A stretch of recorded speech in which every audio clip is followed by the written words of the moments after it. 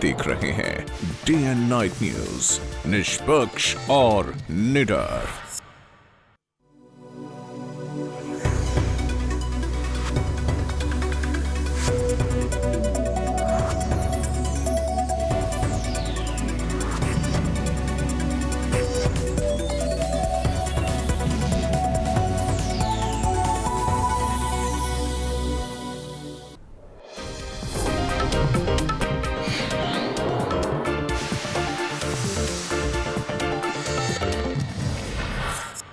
आज बात करेंगे नूरपुर के सिविल अस्पताल की, जो सुर्खियों में है। और ये अस्पताल सुर्खियों में है महज इसलिए आ गया क्योंकि जीवन देने वाले इस अस्पताल का बड़ा संगीन आरोप लगा है।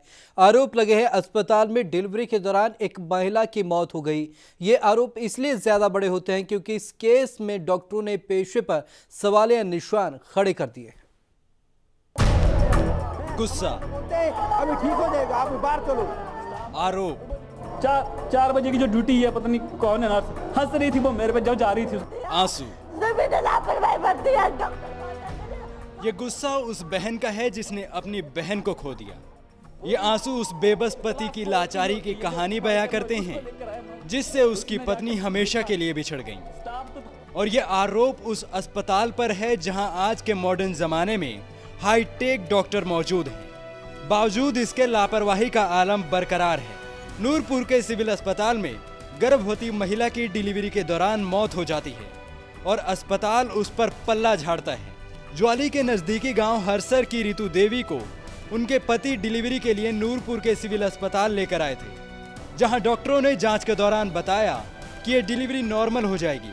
लेकिन सिविल अस्पताल में ऐसा खेल हुआ कि जिंदगी हार गई और एक बहन, एक बेटी और एक पत्नी अपनों को छोड़ गई। मेरी बहन को मार दिया, जमीन लापरवाही बरती है। डॉक्टर बोलता मेरे हाथ में केस था, उसने क्यों नहीं बोला भी द्वारा से, इसकी गलती है, इसको मारो। कितने केस खराब करेगा ये साला। इसकी जगह मेरी बहन की जगह आपकी बहन होगी, आपकी बेटी होगी, वो क्या करेगी।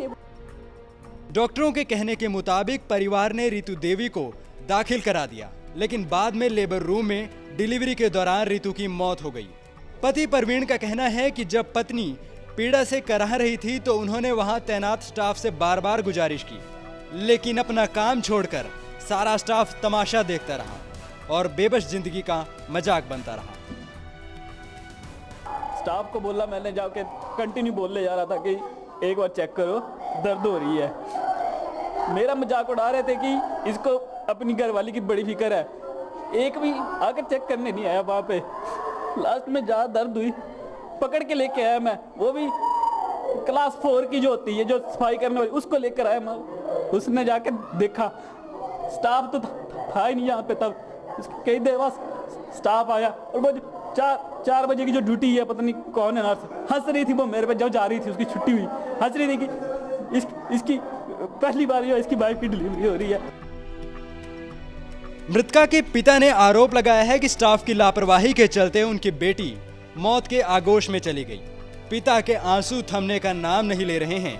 पिता का दर्द इस बात को कहने के लिए जरूर मचल उठा कि अगर डॉक्टरों को अपनी काबिलियत पर नहीं भरोसा था तो अपने पेशे के तमगे को क्यों उखाड़ नहीं फेंका गया।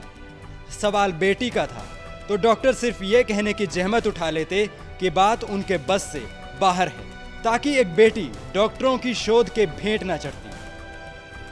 बिल्कुल रिपोर्टां सही दी, बिल्कुल इन्होंने इंजैक्शन दिते हैं, 3 इंजैक्शन दिते हैं उसनों। उस तो बाद उसकी तबीयत खराब हुई और उसके मुख चो झगूड़ आया और उस तो बाद वो दम तोड़ गई। मेरा सब कुछ लुट गया। आपको क्या लगता है कि इसमें किसकी लापरवाही? लापरवाही तो है स्टाफ की है। मैं तो सुबह से लेकर रात जुड़ा जा तो रेफर कर दो, जाके भेज दो। मैं तो गलती कर दी कि जहाँ पहुँच गया मैं, ये सोच के कि डॉक्टर अच्छा है, स्टाफ अच्छा है।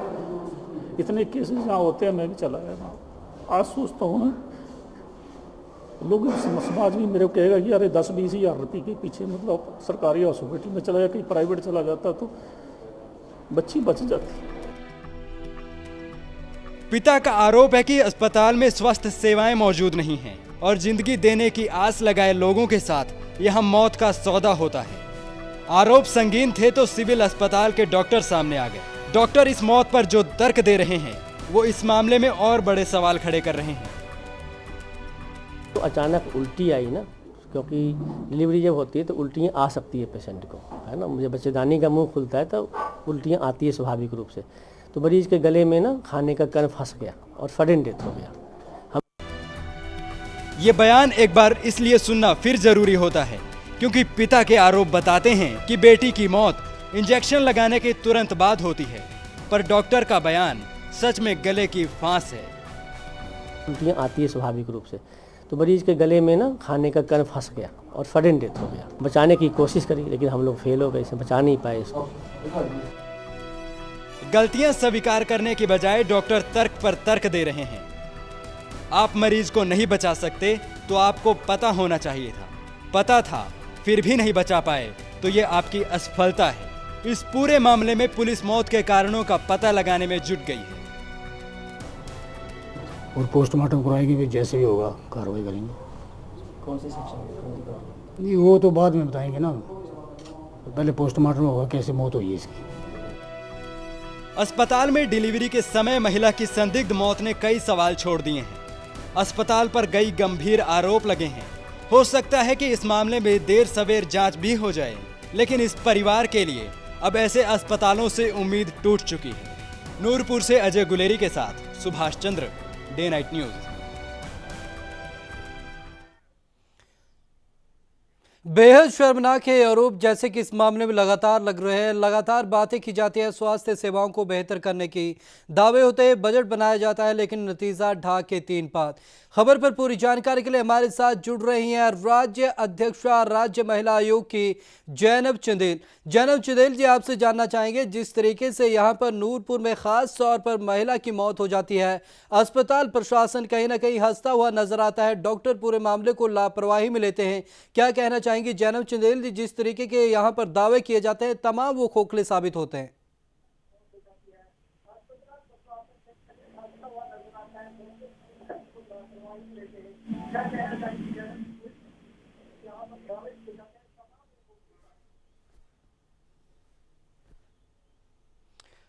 तो आखिरकार बड़ा सवाल यहां पर उठता है, जिस तरीके से अस्पताल प्रशासन ने यहां पर गंभीर लापरवाही दिखाई है, इस महिला की मौत से बड़े सवाल ये उठे हैं कि आखिरकार इतने जो बड़े मामले हैं उनको भी कहीं ना कहीं डॉक्टर लापरवाही से लेते हैं।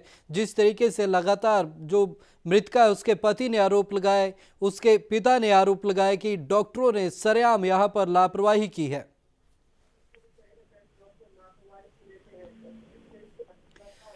जैनब चंदेल जी, आपसे जानना चाहेंगे, जिस तरीके से यहाँ नूरपुर में ये लापरवाही देखी गई है, कहीं ना कहीं जो लापरवाही सरेआम सामने नजर आ रही है, डॉक्टर जिस तरीके से महिला का तमाशा बनाते हैं, क्या कुछ ये जायज है?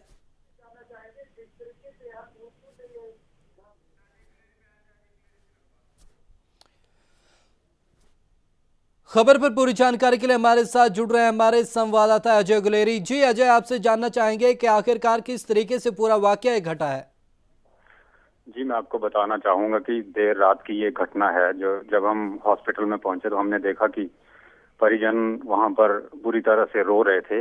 उन्होंने आरोप लगाया है सीधे ही हॉस्पिटल प्रशासन पर कि डॉक्टरों की गलती की वजह से जो है वो उनकी परिजन की जान गई है।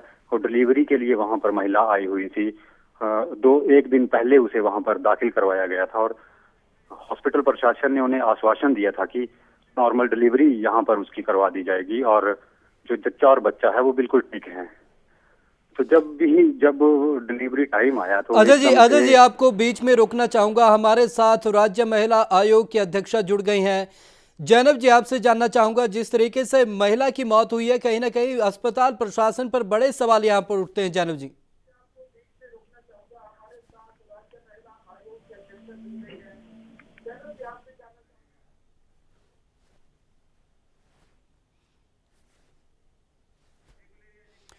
अजय जी, जिस तरीके से बड़ा सवाल यहाँ पर उठ रहा है, अस्पताल प्रशासन डॉक्टर पूरा मजाक बनाते हैं एक किस्म से और कहीं ना कहीं मामले की गंभीरता को नहीं समझते हैं, क्या कुछ कहना चाहेंगे अजय? जी, मैं आपको बताना चाहूंगा कि मृतिका के पति ने सीधे तौर पर आरोप लगाया है कि जब उनकी पत्नी को बहुत जोरों का दर्द हो रहा था तो उन्होंने जब स्टाफ रूम में जाके उनको बोला कि उन्हें चेक करें, तो वहां पर जो नर्सिस जो स्टाफ था उन्होंने उसका मजाक बना दिया कि ये हम लोग रोजाना ही ऐसी डिलीवरियां करवाते हैं, ये नई बात नहीं है। ये कहीं ना कहीं ये लापरवाही का मामला शरेआम देखा जा रहा है कि अगर उन्होंने समय रहते अगर उस महिला को देखा होता या जांचा होता तो वो जान बच सकती थी। जी अजय, जिस तरीके से यहाँ पर कहीं ना कहीं डॉक्टर बेलगाम दिखते हैं, जो तमाम कहीं ना कहीं स्टाफ यहाँ पर बेलगाम दिखता है, हालांकि दावे ये किए जाते हैं कि प्रदेश में स्वास्थ्य सेवाओं में प्रदेश अव्वल बनने की ओर अग्रसर है, लेकिन जो तमाम जमीनी स्तर पर देखें तो कहीं ना कहीं दावे साफ खोखले दिखते हैं। अजय जी, मैं बताना चाहूंगा कि प्रदेश सरकार काफी दावे करती है स्वास्थ्य सुविधाओं को लेकर, काफी सारी योजनाएं बनाई जा रही हैं और करोड़ों रुपया खर्चा भी किया जा रहा है, लेकिन कहीं ना कहीं जो सरकारी हॉस्पिटल हैं या जो सरकारी संस्थाएं हैं उनमें नियमों को ताक पर रखकर जो है वो कानूनों का नियमों का उल्लंघन किया जा रहा है। ज्यादातर जो हॉस्पिटल में जो डॉक्टर हैं उनके अपने निजी क्लिनिक हैं और वो जो पेशेंट यहाँ पर आते हैं उनको इसीलिए वो ढंग से अटेंड नहीं करते हैं जिससे कि उनकी जान बच सके या उनका ट्रीटमेंट ढंग से हो सके। उनके पंजाब में अपने निजी क्लिनिक हैं तो वो चाहते हैं कि वो सीधा उनके पास वहीं पर पहुंचे, तो इस वजह से भी ये लापरवाही कहीं ना कहीं नजर आ रही है और नूरपुर में ऐसे कई मामले पहले भी आ चुके हैं। और इस आपको मैं बताना चाहूंगा कि जब ये हादसा हुआ है उसके तुरंत बाद काफी सारी ऐसी महिलाएं थी जिनकी यहाँ डिलीवरी के लिए एडमिट हुई थी, वो उसी समय जो है उनके परिजन उनको वहां से लेकर दूसरे हॉस्पिटलों की तरफ चले गए। जी अच्छा, जिस तरीके से इस वाक्य को हम देखते हैं, जिस तरीके के विजुअल हमने देखे, तमाम जो पिता हैं उनके रिएक्शन सुने, पति के रिएक्शन सुने, तो कहीं ना कहीं लापरवाही साफ तौर पर उनके जो बयान है उनसे साफ तौर पर झलक रही है। जिस तरीके से उन्होंने पिता का कहना था कि महिला को इससे पहले 3 इंजेक्शन दिए जाते हैं लेकिन उसके बाद डॉक्टर कोई सुध नहीं लेते हैं। बड़ा सवाल यहाँ पर अजय। जी, मैं यही लापरवाही तो सामने आ रही है कि अगर उनके हाथ में केस नहीं था या उनके पास वो सुविधाएं मौजूद नहीं थी तो समय रहते अगर वो परिजनों को बता देते तो वो कहीं ना कहीं अन्य हॉस्पिटल में उसे ले जा सकते थे जहां पर उसकी जान बचाई जा सकती थी। लेकिन ये साफ तौर पर ये देखा जा रहा है कि ये एक लापरवाही का मामला है जिससे एक मासूम की जान गई है। जी अजय, बड़ा सवाल यहाँ पर ये उठता है, इससे पहले भी लगातार शिकायतें आती रहती हैं लगातार, लेकिन उन पर कोई कार्रवाई नहीं की जाती है। स्वास्थ्य विभाग की आखिरकार जिम्मेदारी कहाँ बनती है? स्वास्थ्य विभाग आखिरकार क्या करता रहता है? जिस तरीके से लगातार आप पहले भी बता रहे हैं कि यहाँ पर लगातार मामले होते रहे, लगातार इससे पहले भी डिलीवरी से संबंधित यहाँ पर केस आ गए हैं, लेकिन उनमें भी दिक्कतें आई है, लेकिन उसके बाद भी स्वास्थ्य विभाग हाथ पर हाथ धरे बैठा है। जी, मैं बताना चाहूंगा कि प्रदेश सरकार की तरफ से इस हॉस्पिटल में भी काफी सारी सुविधाएं मौजूद करवाई गई हैं, लेकिन जमीनी स्तर की हकीकत जो है वो आप देख सकते हैं कि किस तरह से ऐसे मामले आ रहे हैं। तो कहीं ना कहीं जो सरकारी संस्थान है वहां पर जो सरकार द्वारा योजनाएं लाई जा रही हैं उनका ऊपर जो है वो अमल नहीं किया जा रहा है। हमने जब हम जब देर रात हम हॉस्पिटल में गए हैं तो वहां पर आप विश्वास नहीं करेंगे कि वहां पर कुत्ते जो थे वो शरेआम घूम रहे थे अंदर और गंदगी का इतना माहौल था कि लाइट तक नहीं थी टॉयलेट्स में। तो कहीं ना कहीं हॉस्पिटल के बुरे हाल हैं। जी अजय, तमाम जानकारी के लिए आपका बहुत बहुत धन्यवाद। तो ये थे हमारे संवाददाता अजय गुलेरी जो बता रहे थे कि नूरपुर में वाकई में ही सिविल अस्पताल में बुरे हाल है। जिस तरीके का यहाँ पर जिक्र किया जा रहा है कि जो मूलभूत सुविधाएं हैं उनका भी यहाँ पर टोटा है, लेकिन इससे पहले लगातार यहाँ पर गंभीर समस्या हुई है, उसके बाद भी कोई सबक नहीं लिया जाता है। तो कहीं ना कहीं अस्पताल पर जो प्रबंधन है वो यहाँ पर नूरपुर का अस्पताल प्रबंधन ज़रूर सवालों के घेरे में है। अब देखना ये होगा कि क्या कुछ सरकार यहाँ पर कार्रवाई करती है। स्वास्थ्य विभाग जो लगातार यहाँ पर मौन है, क्या कुछ कार्रवाई कर पाता है।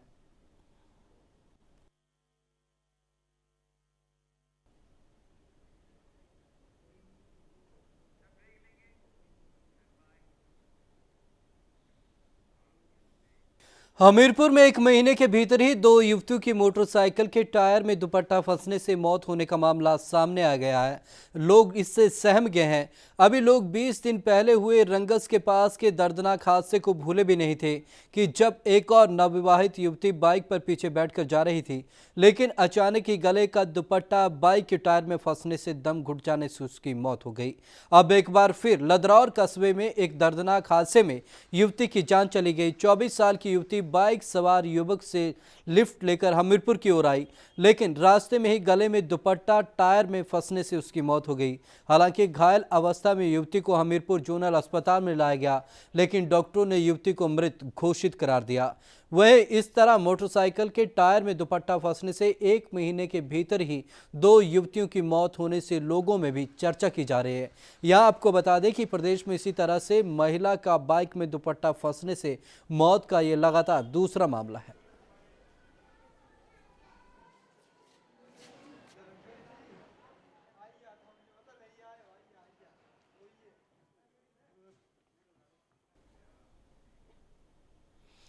हिमाचल में ठंड पड़ना शुरू हो चुकी है। वैसे तो नवंबर का महीना शुरू होने और ठंड का काउंटडाउन भी इस समय शुरू हो जाता है, लेकिन इस बार की ठंड अलग है। जी हां, वो इसलिए कि प्रदेश में इस बार ठंड का एहसास ज़्यादा हो रहा है। पिछले साल की तुलना में इस बार ठंड में 4 से 5 डिग्री ज़्यादा हो रही है। मौसम विभाग ने आशंका जताई है कि आने वाले दिनों में बारिश हो सकती है, और अगर बारिश हुई तो हिमाचल में प्रचंड ठंड अपना कहर डालना शुरू कर सकती है। पश्चिमी विक्षोभ के चलते हिमाचल प्रदेश के ऊंचाई वाले कुछ स्थानों पर हिमपात और बूंदाबांदी ने प्रदेश में ठंड को बढ़ा दिया है। मौसम विभाग ने आशंका जताई है कि आने वाले 1-2 दिनों में प्रदेश में और बारिश होने की संभावना है, जिससे ठंड और ज्यादा बढ़ेगी। बताया जाता है कि हिमाचल की ऊंची चोटियों पर मंगलवार को कहीं कहीं बर्फ गिरी और कुछ स्थानों पर बारिश हुई, जिससे पारा तेजी से गिर गया। जनजातीय क्षेत्र लाहौल स्पीति के ऊंचाई वाले इलाकों में भी हल्का हिमपात होने की खबर है। मौसम विभाग की माने तो इस समय प्रदेश का तापमान सामान्य से 4 से 5 डिग्री नीचे चल रहा है, जिससे समूची घाटी में शीत लहर शुरू हो चुकी है। अभी जैसे जो अक्टूबर मंथ चल रहा है और जो सीजन है ये विंटर की तरफ जा रहा है, तो जो टेम्परेचर है वो ग्रेजुअली जो स्लोली जो डिक्रीज कर रहे हैं अपने। लेकिन जो पिछले कुछ जो अक्टूबर मंथ में 1-2 जो लाइट स्पेल है या रेनफॉल हुई है, हाई रीचेस पे स्नोफॉल भी हुआ, जिसकी वजह से जो टेम्परेचर है उसमें थोड़ी ज़्यादा गिरावट आई थी, जिसकी वजह से जो दिन का तापमान खास करके जो पिछले कुछ एक दिनों से 3 से लेकर 4 डिग्री तक सामान्य से नीचे चल रहा है। अब तक जहां सुबह और शाम को ही सर्द हवाओं से ठिठुरन का एहसास हो रहा था, लेकिन इस बार मौसम में बदलाव पहले देखा जाने लगा है, क्योंकि इस बार मौसम में पिछले साल की तुलना ज्यादा गिरावट दर्ज की गई है। जो अक्टूबर मंथ है उसका भी लास्ट वीक चल रहा है, और जो 15 नवंबर होता है, मिड जो नवंबर से विंटर सेटअप हो जाता है पूरे हिमाचल प्रदेश में। हाई रीचेस पे ऑलरेडी जो विंटर है वो सेटअप हो चुका है। तो जो टेम्परेचर है, दोनों जो टेम्परेचर है, न्यूनतम और अधिकतम जो टेम्परेचर है, दोनों ग्रेजुअली जो है वो डिक्रीज होते जाएंगे। मौसम विभाग के रिकॉर्ड के मुताबिक राजधानी शिमला में अक्टूबर के अंतिम सप्ताह से रातें सर्द होने लगती हैं। पिछले साल 31 अक्टूबर को महीने का न्यूनतम तापमान 17 डिग्री सेल्सियस रिकॉर्ड किया गया था, लेकिन इस बार पिछले साल की तुलना में मौसम में करीब 5 डिग्री सेल्सियस कमी दर्ज की गई है। ये इस बात की दस्तक हो सकता है कि सूबे में इस बार प्रचंड ठंड पड़ सकती है। Bureau report, day night news. Himachal विश्वविद्यालय में धारा 144 लागू हुए अब काफ़ी समय बीत चुका है, लेकिन अब तक जिला प्रशासन की ओर से ये धारा अब तक कायम है। उधर विश्वविद्यालय में कई विभागों की परीक्षाओं के लिए 2 हफ्ते का समय शेष बचा है। ऐसे में छात्र संगठन SFI ने शिमला के जिलाधीश से धारा 144 हटाए जाने की मांग की है। करीब 1 महीने पहले हिमाचल प्रदेश विश्वविद्यालय में छात्र संगठनों के उग्र आंदोलन के बाद जिला प्रशासन द्वारा विश्वविद्यालय से लेकर बालूगंज इलाके तक धारा 144 लगाई गई थी। उस समय कई छात्र संगठन राज्य में भारी भरकम फीस बढ़ोतरी को जोरों शोरों से वापस करने की मांग कर रहे थे। इस दौरान छात्र संगठनों और विश्वविद्यालय प्रशासन भी कई बार आमने सामने की लड़ाई लड़ते नजर आए, जिसके बाद विश्वविद्यालय के शैक्षणिक माहौल पर भी इसका खासा असर पड़ता दिखाई दिया। इसके बाद जिला प्रशासन द्वारा विश्वविद्यालय में धारा 144 को लागू कर दिया गया। इस धारा के लागू होने से अब तक छात्रों के उग्र आंदोलन पर विराम लगा रहा।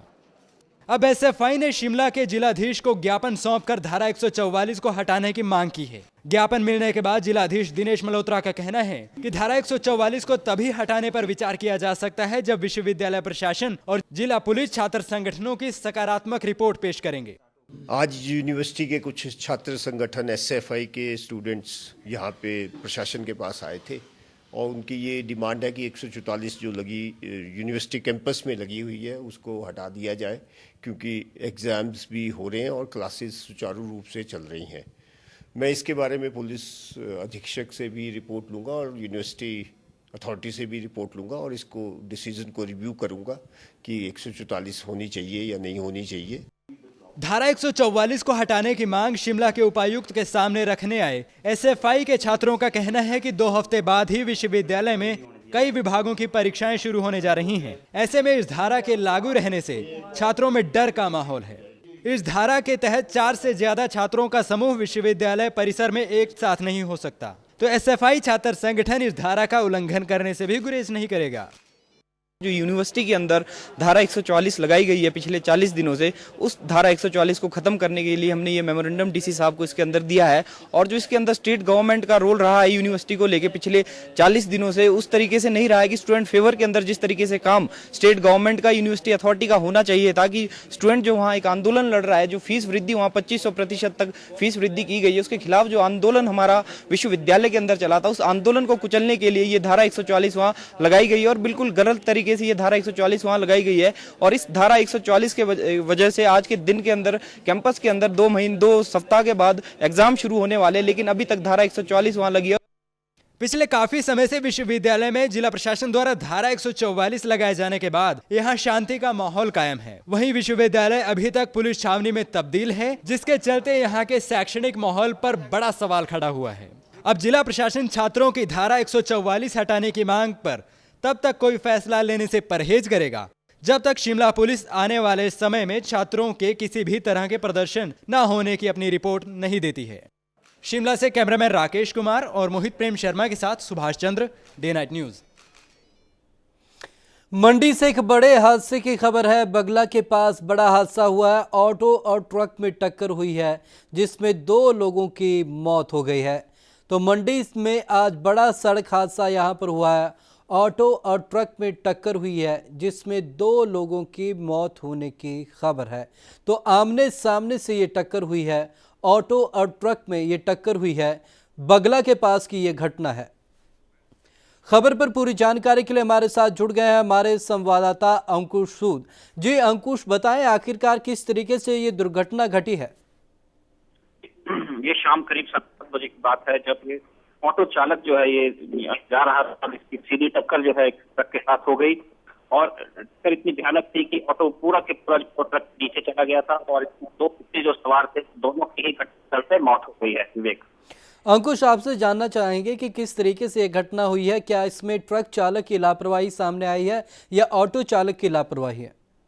इस पे तो जो हमारे अभी एसएचओ हैं यहाँ के मदन धीमान, उनसे बात हुई थी। वो कह रहे थे कि प्रिलिमिनरी था कि वो जो 2 उसमें सवार थे उन्होंने उसमें बाहर निकाला और जल्दी जो अस्पताल पहुंचाने का प्रयास किया, क्योंकि उसमें से उनमें अभी कुछ होश था, लेकिन निकालने के कुछ ही देर बाद जो है उनकी भी जो है मौत हो गई है। इसलिए दोनों शवों को जो है जोनल अस्पताल भेजा गया है। गलती किसकी थी या क्या इस पे होनी है, नेग्लिजेंट ड्राइविंग का केस जो है वो रजिस्टर किया गया है, लेकिन गलती जो है उस पे जो एक्सपर्ट की टीम कल यहाँ आएगी, उस पे आंकेगी और जो बयान है प्रत्यक्षदर्शियों के, उसके बाद ही पता लग पाएगा कि घटना के कारण क्या थे या गलत रॉन्ग साइड पे कौन चल रहा था। विवेक जी, अंकुश, आपसे जानना चाहेंगे कि क्या मृतकों की पहचान अब तक हो पाई है? जी, इसमें से एक मृतक जो है वो तलियाड़ के राजेश के नाम से उनकी जो है शिनाख्त हुई है, जबकि दूसरे की शिनाख्त जो है अभी वो पुलिस उसमें करने में जुटी है। विवेक, अंकुश, आपसे जानना चाहेंगे क्या ट्रक चालक को पुलिस ने अपनी हिरासत में ले रखा है? क्या कुछ कार्रवाई उस पर की गई है? ये इस संबंध में हमारे पास अभी जानकारी नहीं है, क्योंकि अभी थोड़ी देर पहले की घटना है और पुलिस कार्रवाई अभी उसमें चल रही है। विवेक जी, अंकुश, तमाम जानकारी के लिए आपका बहुत बहुत धन्यवाद। तो ये थे हमारे संवाददाता अंकुश सूद, जो बता रहे थे कि मंडी के बगला में यह हादसा हुआ है। ऑटो और ट्रक में आमने सामने से भिड़ंत हुई है, जिसमें 2 लोगों की मौत हो गई है। पुलिस ने हालांकि मामला दर्ज कर लिया गया है और मृतकों के शवों को जो है अस्पताल भिजवा दिया गया। पोस्टमार्टम के बाद ही पूरी जो कहीं ना कहीं तफसील से जानकारी मिल पाएगी कि आखिरकार क्या पूरा मामला था।